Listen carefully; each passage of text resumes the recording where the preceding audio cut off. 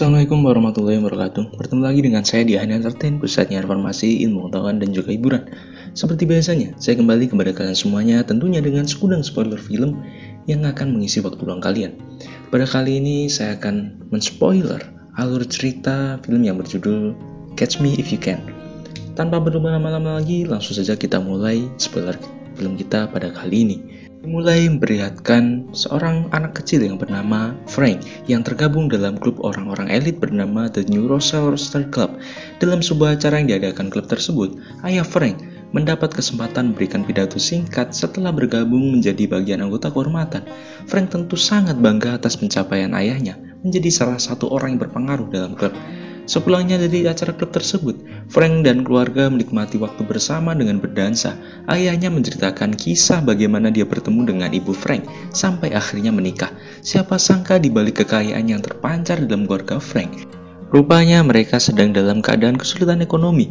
Di pagi hari, Frank dibangunkan oleh ayahnya dan diajak pergi ke sebuah butik untuk meminjam jas hitam. Pemilik butik tadinya mengusir mereka karena saat itu butik belum buka dan juga tidak melayani peminjaman pakaian. Seperti tahu hal itu akan terjadi, ayah Frank meluluhkan hati pemilik butik dengan kepiawaiannya berkata-kata dan sebuah kalung yang sebenarnya tidak terlalu mahal. Rupanya, ayah Frank meminta Frank berpura-pura menjadi supir pribadinya dengan menggunakan setelan jas agar terlihat terpercaya dengan harapan bank mau meminjamkan uang. Ayah Frank kemudian berkata, "Perhatikan, manajer keuangan bank akan membukakan pintu untuk ayahmu ini." Pada intinya, ayah Frank ingin mengajarkan bahwa penampilan dan kesan pertama itu penting dalam melakukan sesuatu. Tetapi ternyata bank tetap menolak untuk meminjamkan uang terhadap ayah Frank karena ayah Frank sedang tersangkut kasus penggelapan pajak. Akhirnya ayah Frank menjual mobilnya dan mereka pun pindah ke rumah yang lebih kecil. Meskipun dirinya sudah bangkrut, namun ayah Frank tetap tenang dan mampu untuk tetap bercanda bersama anaknya. Kemudian Frank diberikan hadiah sebuah buku cek kosong dengan namanya sendiri, Frank William Abagnale Jr. Hari berikutnya, Frank diantar oleh ibunya berangkat ke sekolah barunya. Meski bisa berpakaian bebas, dia tetap menggunakan seragam sekolah lamanya untuk pergi ke sekolah, sehingga memicu beberapa anak nakal menggunakan dan mengganggunya. Begitu masuk kelas, ternyata anak laki-laki yang sempat mengganggunya berada dalam kelas yang sama dengannya. Dengan karisma dan kepiawaiannya berbicara yang diturunkan oleh ayahnya, Frank berpura-pura menjadi guru pengganti di kelasnya sendiri. Frank membuat anak laki-laki yang mengganggunya tadi panik tidak karuan ketika dia menyuruhnya membaca di depan kelas. Frank telah berpura-pura menjadi guru pengganti selama seminggu. Hal itu membuat orang tuanya dipanggil ke sekolah. Bukannya marah, ayahnya justru terlihat tersenyum dan terlihat bangga dengan hal yang dilakukan oleh Frank. Suatu hari ketika Frank baru saja pulang, dia mendapati ibunya bersama pria lain di rumahnya. Meskipun sang ibu bilang itu hanya teman ayahnya yang ingin membicarakan bisnis, namun tentu saja Frank tidak bodoh. Frank tahu bahwa ibunya telah berselingkuh dari ayahnya. Frank tidak berniat untuk menceritakan apa yang terjadi dan apa yang dia lihat kepada ayahnya. Namun ibunya tetap memberi uang sebagai jaminan tutup mulut kepada Frank. Beberapa hari kemudian, Frank dikejutkan dengan kabar perceraian yang dilakukan orang tuanya, padahal dia tidak pernah melihat orang tuanya bertengkar sekalipun. Dalam situasi yang masih sulit dicerna, seorang pengacara meminta Frank untuk mengisi satu nama untuk menentukan bersama siapa dia akan tinggal setelah perceraian ini.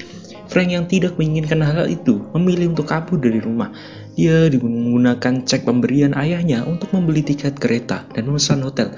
Namun cek yang dia berikan bermasalah, sehingga pihak hotel mengusirnya keluar dari hotel. Dengan sedikit uang yang dia miliki, dia hanya bisa menyewa kamar motel kecil untuk tinggal sementara. Kemudian Frank terpikir untuk mengubah identitasnya menjadi 10 tahun lebih tua untuk mendapatkan uang dari cek yang diberikan ayahnya. Namun ternyata tidak semua tempat bisa memberikan uang begitu saja. Hingga kemudian dia melihat seorang pilot dengan beberapa pramugari turun dari sebuah mobil. Saat itu Frank tersadar, dia harus mengubah penampilannya agar lebih disegani oleh orang lain, seperti pilot yang dia lihat. Frank pergi ke sebuah maskapai penerbangan Pan Amerika, menyamar sebagai siswa yang ingin melakukan wawancara untuk koran sekolah. Frank memanfaatkan kesempatan wawancara tersebut untuk belajar berbagai hal tentang bagaimana cara kerja menjadi seorang pilot. Setelah itu, dia berhasil mendapatkan seragam resmi pilot dari tempat khusus pemasukan seragam Pan Amerika dengan berpura-pura menjadi pilot yang kehilangan seragamnya. Setelah penampilannya berubah, Frank dengan mudah mencairkan uang dari cek miliknya. Tidak ada yang curiga, bahkan manajer bank sampai mau turun langsung untuk menjabat tangan Frank sebagai bentuk penghormatan. Kemudian saat dirinya hendak bermalam di sebuah hotel, pihak hotel mengatakan bisa mencairkan cek pribadi sebesar $100. Sedangkan untuk cek gaji maskapai, mereka bisa mencairkan sebesar $300. Setelah itu, Frank membuat cek gaji palsu dengan mesin ketiknya. Selain pandai dalam berkata-kata, Frank juga cerdik dalam memilih teller-teller yang berbeda-beda dengan penampilannya. Pemilih teller-teller yang mudah untuk dirayu, sehingga mereka akan luluh sebelum benar-benar memeriksa cek yang dia berikan. Selain di bank, dia juga mencairkan ceknya di bandara. Secara kebetulan, ketika Frank ke bandara untuk mencarikan cek, petugas mengiranya sebagai pilot yang akan menerbangkan pesawat ke Miami. Frank mengiyakan saja hal itu. Dengan begitu, dia bisa terbang ke Miami dan mendapatkan tempat duduk persis di belakang pilot dan co-pilot. Frank terus melakukan pencarian dan pencairan cek di berbagai tempat. Dia juga mendekati seorang teller bank untuk mengetahui bagaimana mesin memeriksa cek untuk bekerja dan kemana cek-cek yang masuk akan dialihkan dalam sebuah lelang. Frank membeli encoder MICR, yaitu mesin yang digunakan untuk mengecek cek-cek dengan tinta khusus. Dengan begitu, dia bisa membuat cek palsu yang lebih mirip dengan aslinya. Aksi penipuan cek yang dilakukan oleh Frank akhirnya tercium oleh FBI. Penipuan cek saat itu menjadi kasus yang cukup sulit dipecahkan karena pelaku bisa hidup di mana saja melakukan penipuan berulang-ulang. Sedangkan cek yang dibuat akan berkeliling sesuai dengan kode tempat yang tertera dalam cek. Setelah sekian lama, akhirnya Frank bertemu dengan ayahnya di sebuah restoran mewah. Frank menghadiahkan sebuah mobil mewah agar ayahnya bisa menggunakannya untuk mendapatkan ibut kembali. Tetapi ayahnya menolak pemberian tersebut lantaran dirinya masih dalam pengawasan Internal Revenue Service atau IRS, sebuah lembaga yang tercakup dalam Departemen Keuangan Amerika Serikat dan bertugas menafsirkan dan menerapkan hukum pajak. Singkat cerita, FBI berhasil menemukan lokasi keberadaan Frank.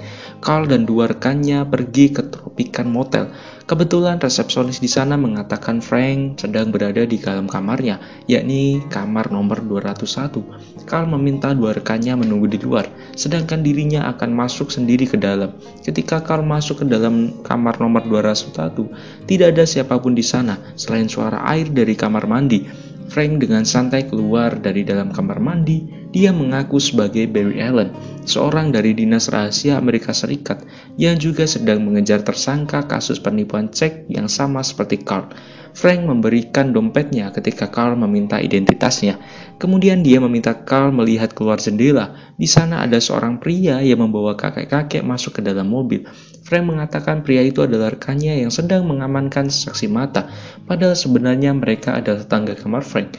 Frank berhasil kabur membawa beberapa peralatannya dengan sangat halus sebelum Carl membuka dompet miliknya dan sadar dirinya telah tertipu. Kegagalan Carl menangkap Frank yang sudah di depan mata sangat menginjak-injak harga diri FBI dan juga harga diri Carl itu sendiri. Atasan Carl meminta untuk berhenti mengejar pelaku, namun harga diri Carl yang sudah bekerja di FBI selama 12 tahun menolak untuk berhenti.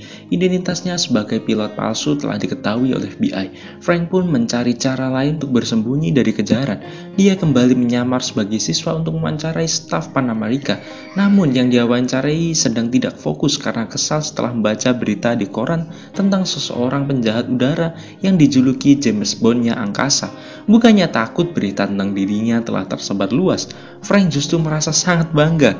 Dia bergegas ke bioskop untuk menonton film James Bond, kemudian mengubah seluruh penampilannya dan juga mobil yang digunakannya sama persis seperti James Bond dalam film.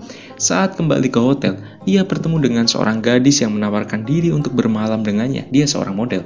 Mereka sepakat dengan harga $1.000. Frank mengatakan dirinya harus menukarkan cek bernilai $1.400 terlebih dahulu. Akan tetapi perempuan tersebut mencegahnya, lalu meminta cek tersebut dan memberikan $400 kepada Frank sebagai kembalian. Padahal sebenarnya itu hanyalah trik Frank untuk menukarkan cek palsunya dengan uang milik perempuan tersebut. Luar biasa. Di malam Natal, Carl masih sibuk mengamati cek-cek palsu di kantornya. Sungguh mengejutkan karena Carl mendapatkan telepon dari Frank secara tiba-tiba. Frank memberitahu bahwa dirinya berada di Staff Vision Arm, kamar 3113, dan di pagi hari dia akan pergi ke Las Vegas. Tentu Carl tidak mempercayai hal itu begitu saja, mengingat dia pernah tertipu sebelumnya. Carl menyadari satu hal, Frank menelponnya bukan untuk meminta maaf, tapi hanya karena dia tidak memiliki orang lain untuk diajak bicara. Di sebuah kafe, Carl sangat serius memperhatikan nama Barry Allen dalam daftar yang dia bawa. Seseorang pelayan yang mendekatinya memberitahu bahwa Barry Allen adalah nama asli dari tokoh dari serial komik Flash. Dari informasi tersebut, Carl menyimpulkan bahwa pelaku penipuan cek masihlah anak-anak. Pencarian mereka akhirnya dipersempit dengan mencari data anak-anak yang melarikan diri dari rumah, hingga sampailah pencarian mereka di rumah Ibu Frank. Carl bertanya, apakah Ibu Frank tahu anaknya telah melakukan penipuan cek di kas Bank Manhattan? Ibu Frank menanggapinya tenang, karena menurutnya hal itu wajar bagi anak-anak yang kabur dari rumah dan membutuhkan uang. Lagi pula hal tersebut sudah diselesaikannya. Kemudian Carl menanyakan foto Frank. Dengan begitu terungkaplah identitas asli Frank, yaitu Frank Abagnale Jr. yang saat itu masih berusia 17 tahun.